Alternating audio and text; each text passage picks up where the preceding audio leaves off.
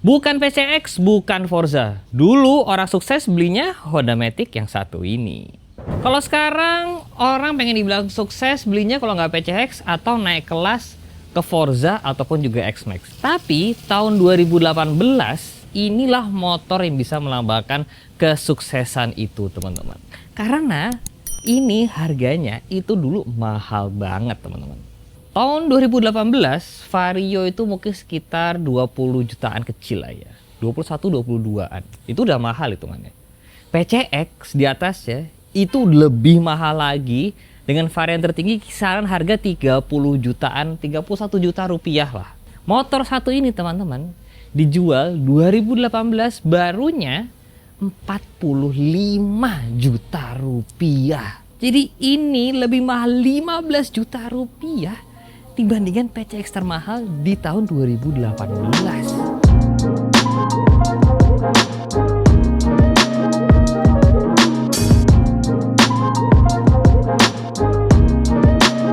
Ini adalah Honda SH150i, motor yang langka di Indonesia, motor yang mahal. Sampai sekarang 8 tahun setelah launching, harga secondnya juga masih mahal, teman-teman. Dan di video kali ini kita bakal cari tahu emang beneran semahal itu ya.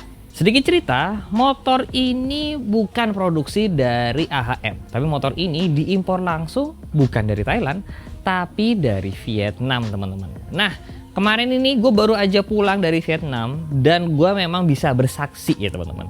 Di sana yang namanya SH150 itu jumlahnya kayak orang pakai Vario di Jakarta. Motor ini banyak banget, teman-teman. Dan kalau di Indonesia cuma masuk satu doang nih, SH150i. Tapi di Vietnam sana, di negara aslinya, itu ada SH150i, ada SH mode, ada apa. Ternyata motor ini itu variannya banyak banget. Selama gue di Vietnam kemarin, gue nggak nemu Vario, gue nggak nemu PCX. Ini yang gue temukan berseliweran di kota Hanoi. Bisa dibilang SH150 ini memang motor yang sangat unik di Indonesia karena hampir nggak ada marketnya, teman-teman. Sedikit gue jelasin. Kalau misalkan kita menganalisa market seperti Big Matic lah ya, NMAX, PCX, ADV, memang sudah 160 cc ya kan, wheelbase-nya sedikit lebih panjang, tapi mereka itu ringnya masih ring 14, bahkan 14-13. Dan di tengah itu decknya nggak rata. Nah, SH150 ini 150 cc sih memang, teman-teman, tapi deck tengahnya rata. Mungkin kalian akan berpikir, ya sama kayak Vario dong, nggak ada bedanya. Vario itu ringnya cuma 14, teman-teman. Ini depan dan belakang itu 16. Jadi bisa dibilang ini seperti layaknya Nuvo ataupun Skywave. Tapi ya bedanya ini decknya beneran rata. Jadi sampai sekarang ini bisa dibilang motornya sangat-sangat unik di Indonesia. Karena di Indonesia market satu ini itu bener-bener nggak lazim, teman-teman. Jadi kalau ditarik silsilahnya, memang motor ini tuh tidak satu silsilah dengan PCX, nggak satu silsilah sama ADV, sama Vario juga bukan. Kalau dilihat-lihat, ini sebenarnya satu silsilahnya sama Honda Spacey, teman-teman. Karena, fun fact lagi, ketika di Vietnam kemarin, kalau bukan Honda SH, Honda Spacey lah yang paling banyak berikutnya di Hanoi, teman-teman. Dan emang kalau dilihat, ini emang bentukannya, looks-nya itu lebih mirip ke Spacey ya, dibandingin ke Vario, teman-teman. Dan desain model seperti ini memang sebenarnya ditargetkan untuk market Eropa. Jadi makanya katanya di Eropa si SH150 ini laku banget, teman-teman. Kita hari ini akan mencoba nih, apakah bener nih si Honda SH150 ini feels-nya atau build quality-nya memang cocok dipasarkan di pasar Eropa. Ketika tadi kita bahas tentang market Eropa, barulah kayaknya SH150 ini lebih make sense, teman-teman.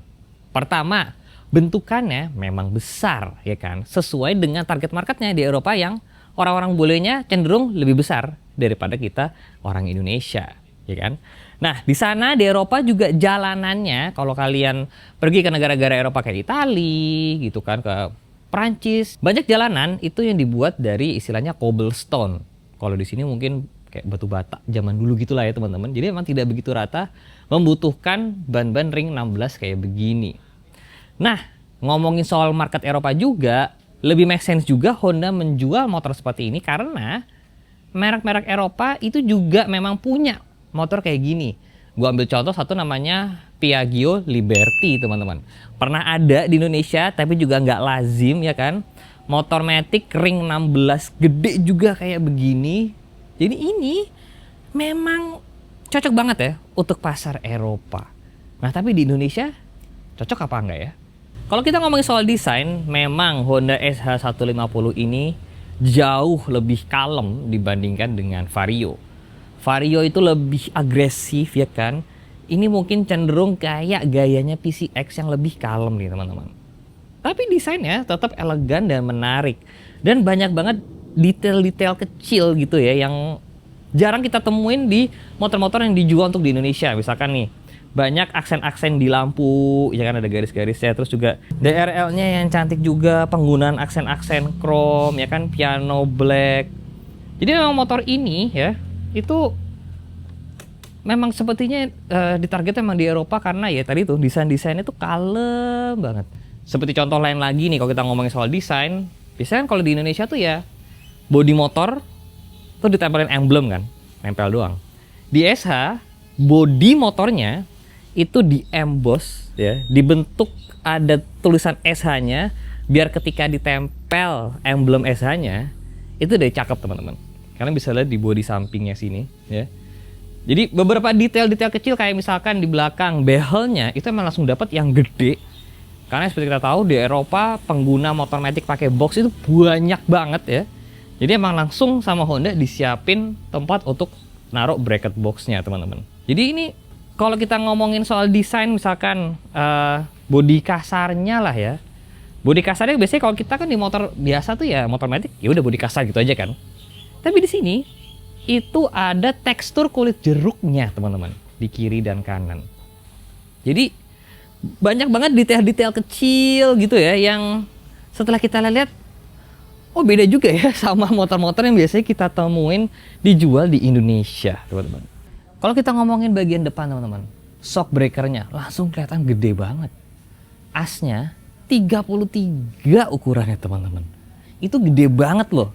Ya kan? Motor-motor matic sekarang mungkin yang segede gitu ya cuman Aerox Turbo katanya. Pokoknya ini gede banget nih. Udah ada ABS, 2 channel lagi depan belakang. Untuk tahun 2018 tuh udah bagus banget ya. FYI nih, ADV aja yang baru cuma 1 channel setahu gua. NMAX tuh yang baru 2 channel tuh. Kaliper Nissin 2 piston, ring 16 di depan dan juga di belakang. Ukuran standar bannya 180/16. Ini ukurannya gede loh teman-teman. Ya. Terus juga detail-detail kecil lainnya kayak di undercowl sini desain-desainnya cakep gitu ya. Jadi memang ketika Honda itu menyasar target market Eropa yang mungkin purchasing power-nya memang lebih tinggi ya. Ternyata Honda tuh bisa loh produksi nyampe ke detail-detail kecil ataupun fitur-fitur yang memang semewah ini teman-teman. 2018 udah keyless ya kan. Nah ini kalau kita lihat ke dashboardnya ini gede ya kan. Terus ini ada digitalnya kecil di sebelah sini, ya kan ada digitalnya, di sininya masih analog. Nggak ada yang spesial di sini ya. Tapi seperti gue bilang tadi di sini ada aksen-aksen kulit jeruk, ya kan. Tuh bukan cuman bodi kasar doang. Terus ini juga, nah ini ada pass beamnya di sini yang bisa dipakai lagi di motor lain, ya kan. Kalau secara switchnya sebenarnya sama-sama aja kayak Honda yang lain teman-teman. Coba kita cek laci depan ada nggak ya? Ada laci depan sih di sini. Ya kalau kita buka lacinya, bagasi standar aja, ada soket lighter itu.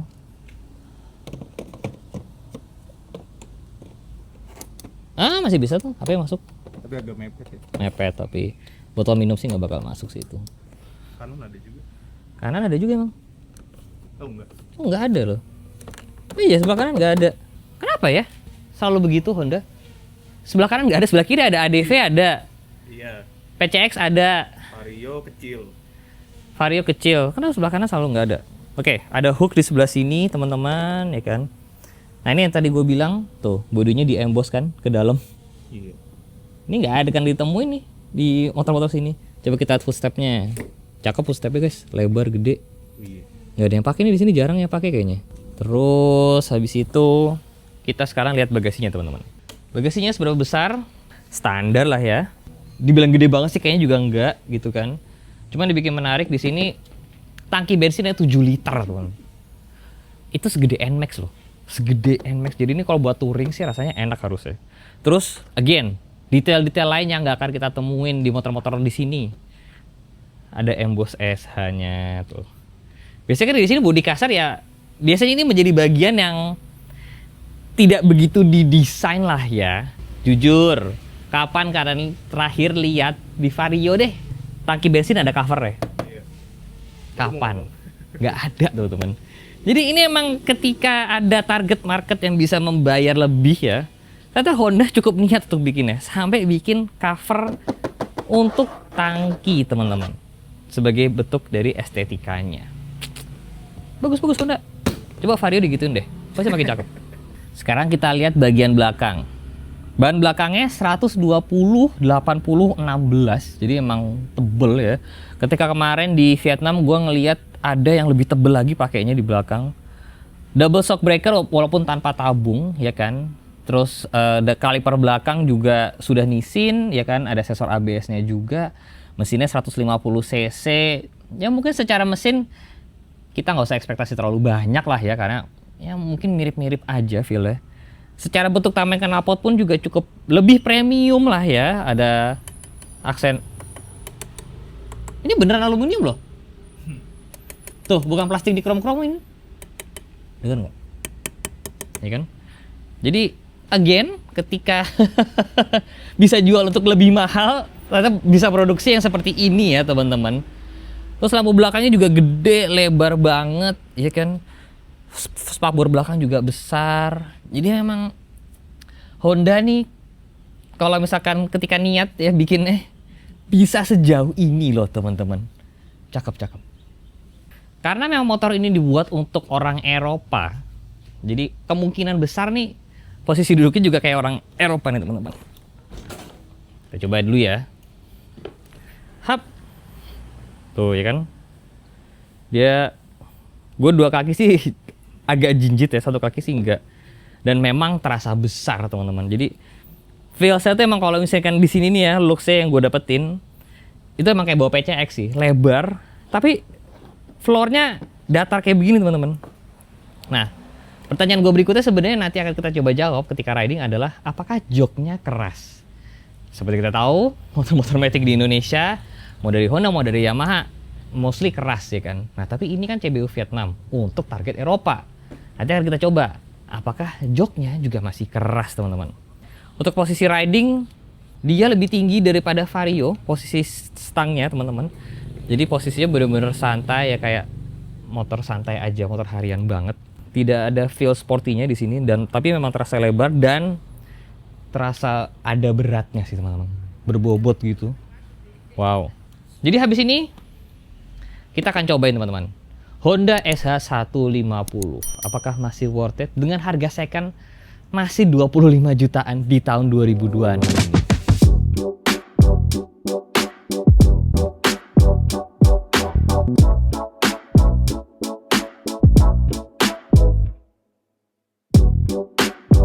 Bismillahirrahmanirrahim. Nyobain SH150. Wow. Headgas ini beda banget rasanya. Pertama dari mesin, jujur ini halus banget mesinnya. Halus banget. Halus banget ini mesinnya. Wow, kok bisa ya? Mesinnya mungkin sebenarnya sama sih kayak PCX 150 gitu ya, yang CBU tapi ya. Tapi kok ini kayaknya halus banget sih. Oke, ini secara halus dapat banget nih halusnya. Antep banget guys. Wah, ngelewatin jalanan kayak gini nih, wah enak banget suspensinya. Wah, kalian tau gak sih kalau kalian naik motor yang berat, ya kan, feel-nya jadi lebih antep. Nah ini nih, set antep banget ini motor, feel-nya. Wah, beda guys. Ini sama PCX sama ADV aja beda nih feel-nya. Gila, nggak ada goyang-goyang, nggak ada geter-geter deh. Wow, oke.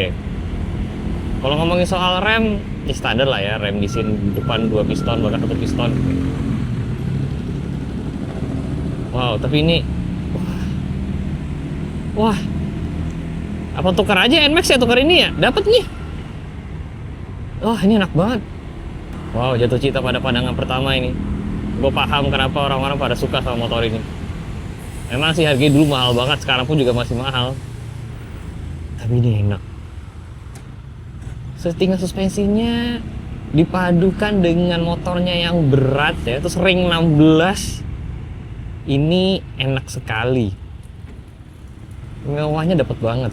Oke, tadi gue nanya joknya enak apa enggak. Sayangnya joknya sama-sama aja, kerasnya teman-teman. Tidak berbeda jauh lah ya sama yang ada di sini secara jok. Tapi secara bantingan motornya, halusnya, kalau enak tarikannya mirip-mirip aja sih motor 150 cc Matic.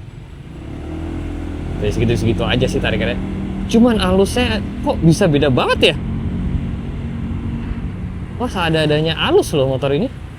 Mungkin ditambah motor ini baru 4.500 kilo ya. Ini aja di sini ada temperatur aja udah bikin beda tuh, udah bikin kelihatan lebih mahal.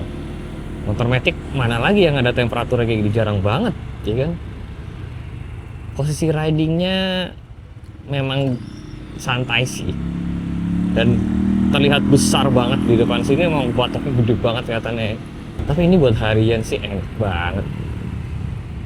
Beda guys rasanya, ring 16 sama ring 14 beda loh rasanya. Apalagi ya motor double shock belakang 16 150 deck datar gini, nggak ada lagi kali ya sekarang ya.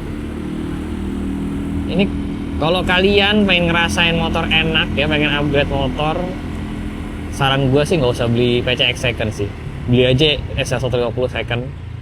Mungkin akan sedikit kerepotan nyari parts gitu ya, tapi ini enak banget, nggak ada capek-capeknya posisi nyetir. Suspensinya jauh banget lagi. Wah, jauh guys. Suspensinya enak banget. Halus banget.